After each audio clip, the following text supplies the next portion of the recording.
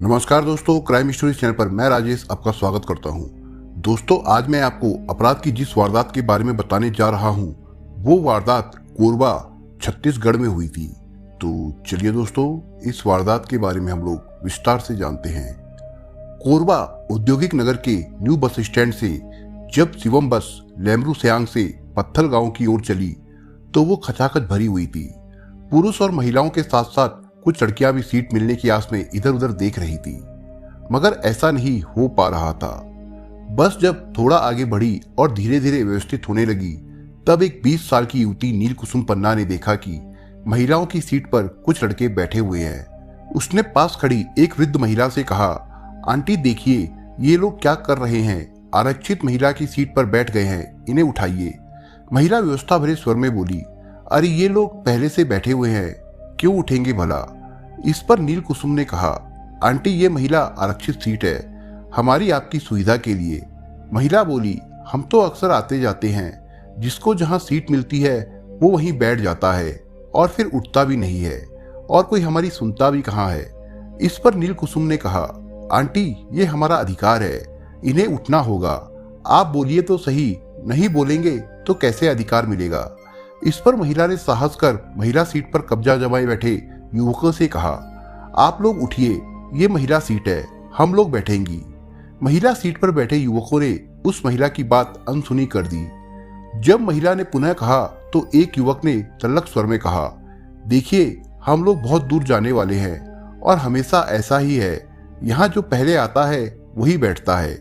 ये सुनकर नीलकुसुम बिफर पड़ी, जब ये महिलाओं के लिए आरक्षित है तो आप क्यों नहीं उठेंगे? ये सुनकर के युवक ने गुस्से में कहा, हम नहीं उठेंगे, जो करना हो कर लो। युवकों के तेवर देखकर महिला ने मानो हथियार डालते हुए कहा, छोड़ो, रहने दो। मगर कुसुम ने आगे आकर मोर्चा संभाल लिया। बस के ज्यादातर लोग मौन ही बैठे थे। शायद वे लोग ना तो कानून जानते हैं और ना अपना अधिकार। ऐसे में बस में जिसको जहां सीट मिलती वो वहीं बैठ जाता था और कोई कुछ बोलता भी नहीं था। मगर ये पहली दफा हुआ था जब महिलाओं ने आरक्षित सीट पर बैठने की जिद की थी।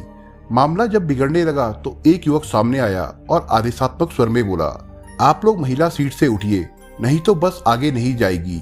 आखिरकार महिला सीट पर बैठे हुए लोगों को उठना पड़ा। ये था उस बस का 24 साल का कंडक्टर सहवाज। उसने नीलकुसुम और अन्य महिलाओं को महिला सीट पर बैठाने के बाद तेज आवाज में कहा, देखिए अभी तक जो हो गया वो हो गया, आगे से महिला आरक्षित सीट पर सिर्फ महिलाएं ही बैठेंगी। बस वनांचल की ओर धीरे धीरे आगे बढ़ रही थी और नीलकुसुम की निगाह बरबस सहवाज की ओर चली जाती थी और सहवाज नीलकुसुम को उछलती निगाह से बार बार देखता रहा। लगभग 30 किलोमीटर चलने के बाद मदनपुर गांव में जब बस स्टॉप आया तो नीलकुसुम उतरने लगी। पीछे पीछे सहवाज भी उतर गया और मधुर स्वर में बोला, आपका नाम क्या है?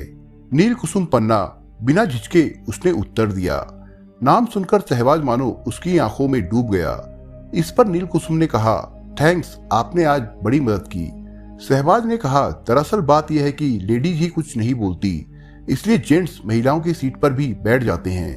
अपने अधिकार के लिए महिलाओं को आगे आना होगा और जब आपने मांग की तो आखिर उन्हें उठना ही पड़ा। फिर पूछा, क्या आप यहीं रहती हैं? नहीं, मैं यहाँ पढ़ने आई हूँ, यही क्रिश्चियन हॉस्टल है, वहीं रहकर पढ़ रही हूँ, कुछ दिनों में घर चली जाती हूँ। इस पर सहवाज ने कहा, मोस्ट वेलकम, और मुस्कुरा दिया। नीलकुसुम भी मुस्कुराहट बिखेरती हुई चली गई। कोरबा नगर छत्तीसगढ़ का एक औद्योगिक तीर्थ के रूप में एशिया भर में विख्यात है। यहाँ नवरत्न company national thermal power corporation का विशाल विद्युत प्लांट है। इसके साथ ही यहाँ दुनिया भर में प्रसिद्ध भारत एल्युमिनियम कंपनी है और कोयले की अनेक खदानें हैं।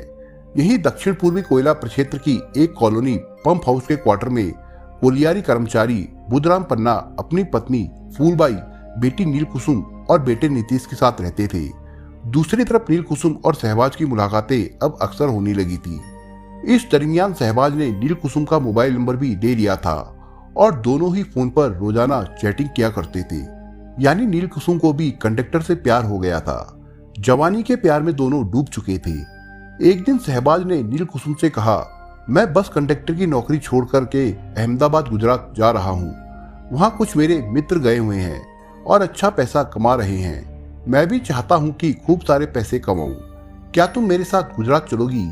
नीलकुसुम भी सहवाज को प्यार तो करती थी, मगर उसकी बातें सुनकर वो हैरान होते हुए बोली, अरे बाप रे, अहमदाबाद, वो तो बहुत दूर है।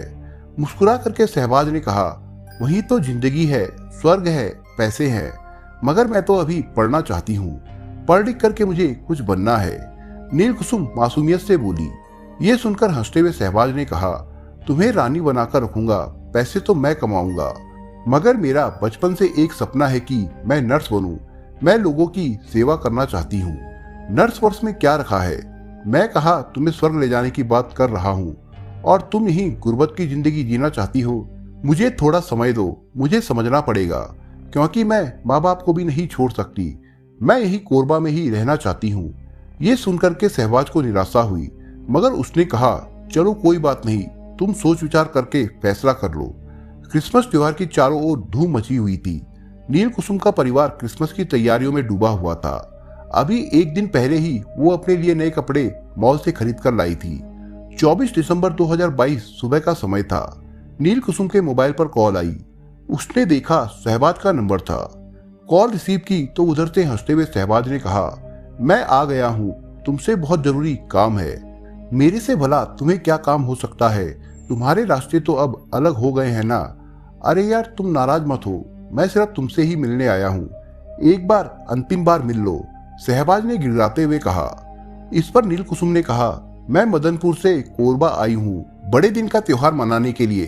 थोड़ी ही देर में शहबाज पंप हाउस के क्वार्टर में आ पहुंचा।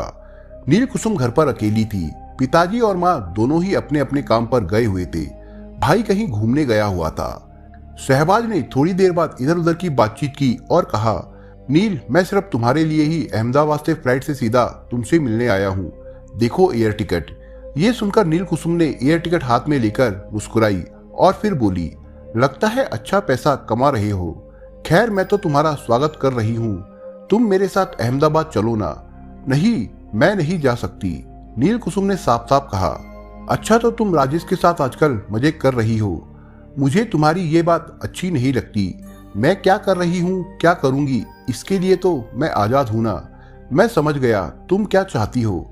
ये कहकर गुस्से से लाल शहबाज ने उसके गाल पर 2-3 थप्पड़ जड़ दिए। इस पर नीलकुसुम भड़क गई और बोली, तुम मेरे घर से तत्काल निकल जाओ। इतना सुनना था कि शहबाज गुस्से से लाल पीला हो गया और उसे मारने लगा। फिर नीचे पटककर तकिया सीधा उसके मुंह के ऊपर रख दिया। नीलकुसुम छटपटाने लगी, उसकी सांसें रुकने लगी, मगर शहबाज पर मानो उस वक्त भूत सवार हो गया था। थोड़ी ही देर बाद नीलकुसुम की सांसें थम गई और वो मर गई। गुस्से से बड़बड़ाता हुआ शहबाज उठ खड़ा हुआ। तुम्हें मार डालूंगा, कहकर पास में रखा हुआ एक बड़ा पेचकस उठा लाया और उसके सीने पर वार करने लगा। चारों तरफ खून फैल गया। उसके चेहरे पर भी खून के छींटे पड़े जो उसने पोंछ लिए। प्रेम प्रसंग में हत्या कर वो घर के पिछवाड़े से चुपचाप बाहर भाग गया। दोपहर 12 बजे जब नितेश घर के भीतर पहुंचा तो बहन नीलकुसुम की खून से लथपथ शव देख करके उसकी चीख निकल गई। वो रोता हुआ बाहर आया और आसपास के लोगों को बुलाया। पड़ोसियों ने घर के मंजर को देखकर तुरंत 112 नंबर पर फोन करके पुलिस को घटना की जानकारी दी। थोड़ी ही देर में पुलिस वहां आ गई। चौकी इंचार्ज की सूचना पाकर थाना कोतवाली के एसएचओ रूपक शर्मा जैसे ही घटना स्थल पर पहुंचे तो थोड़ी ही देर में एसपी विश्वदीपक त्रिपाठी भी वहां आ गए।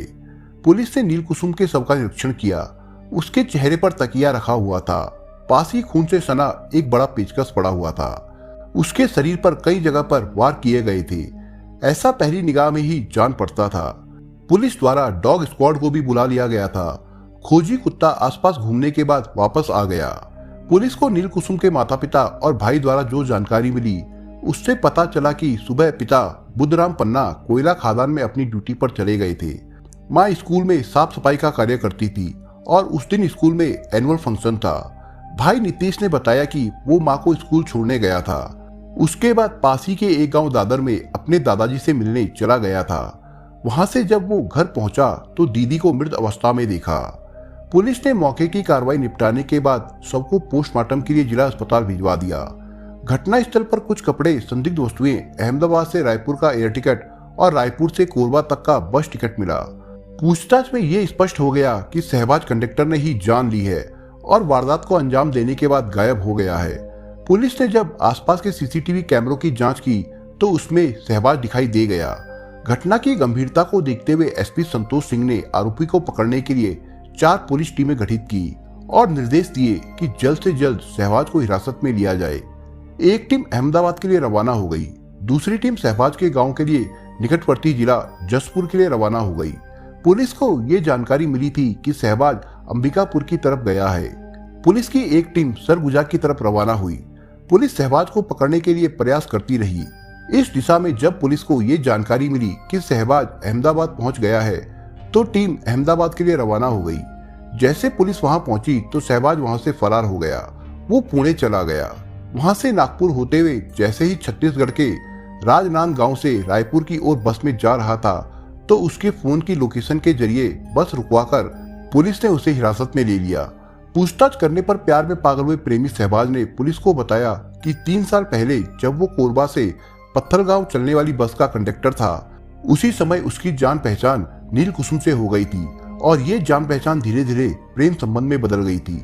दोनों प्रेम की पींगे भरने लगे। जब वो रुपए कमाने अहमदाबाद चला गया तब तक भी नील कुसुम उससे बात करती थी। दोनों जीने मरने की कस्में खाते थे, मगर अचानक कुछ समय पहले नील कुसुम ने बातें करनी कम कर दी थी। उसने पता किया तो जानकारी मिली वो किसी और से प्यार करने लगी है। इससे वो परेशान हो गया था। इसलिए नील कुसुम को प्रभावित करने के लिए वो जानबूझ करके हवाई जहाज से रायपुर आया था और उसे टिकट दिखा करके प्रभावित करना चाहता था। मगर जब बात नहीं बनी तो उसने गुस्से में 24 दिसंबर 2022 की सुबह लगभग 11 बजे पहले उसके साथ हाथापाई की, फिर मुंह पर तकिया रखकर मार डाला। यही नहीं, गुस्से में पागल होकर घर में रखे पेचकस से उस पर अनगिनत वार किए। जब उसे महसूस हुआ कि नील कुसुम की मौत हो चुकी है तो वो पिछले दरवाजे से बाहर निकला और सीधा सीएसबी चौक पहुंचकर वहां से कटघोरा के लिए बस में बैठ गया। शहबाज ने बताया कि वो क्राइम सीरियल देखा करता था, इसलिए उसने पुलिस को चकमा देने के लिए कटघोरा से बस बदल ली। फिर दूसरी बस से अंबिकापुर की ओर निकल गया। अंबिकापुर में एटीएम से पैसे निकाले, आगे अहमदाबाद के लिए रवाना हो गया। वहां पहुंचकर जब उसे ये जानकारी मिली कि पुलिस अहमदाबाद पहुंचने वाली है तो वो वहां से पुणे महाराष्ट्र भाग गया। वहां से भी गाड़ी बदल करके वो एक बार फिर नागपुर के लिए रवाना हो गया। वो भागते भागते परेशान हो गया था, इसलिए एक बार छत्तीसगढ़ जाने का निश्चय किया और रायपुर की ओर जा ही रहा था कि पुलिस ने उसे पकड़ लिया। एसपी संतोष सिंह ने 1 जनवरी 2023 को एक पत्रकार वार्ता में घटनाक्रम का खुलासा कर दिया। शहबाज से पूछताछ के बाद पुलिस को पता चला कि उसका ममेरा भाई तबरेज खान मोबाइल पर शहबाज को पल पल की जानकारी देता रहता था, इसलिए साक्ष्य छिपाने और मदद करने के इल्जाम में पुलिस ने तबरेज को भी हिरासत में ले लिया। पोस्टमार्टम रिपोर्ट में नील कुसुम के शरीर पर पेचकस से गोदने के 51 घाव पाए गए थे। सीएसपी चौकी पुलिस ने धारा 302-120 बी के तहत रिपोर्ट दर्ज करके 28 साल के शहबाज साकिन और उसके भाई तबरेज खान को कोर्ट में पेश किया, जहां से दोनों को कोरबा जिला जेल भेज दिया गया। दोस्तों, आप अगर चैनल पर नए हो तो आप चैनल को सब्सक्राइब करने के साथ कमेंट बॉक्स में इस कहानी के बारे में अपने विचार जरूर लिखिएगा। मिलता हूं एक नई कहानी के साथ, तब तक के लिए अपना ख्याल रखिएगा। धन्यवाद।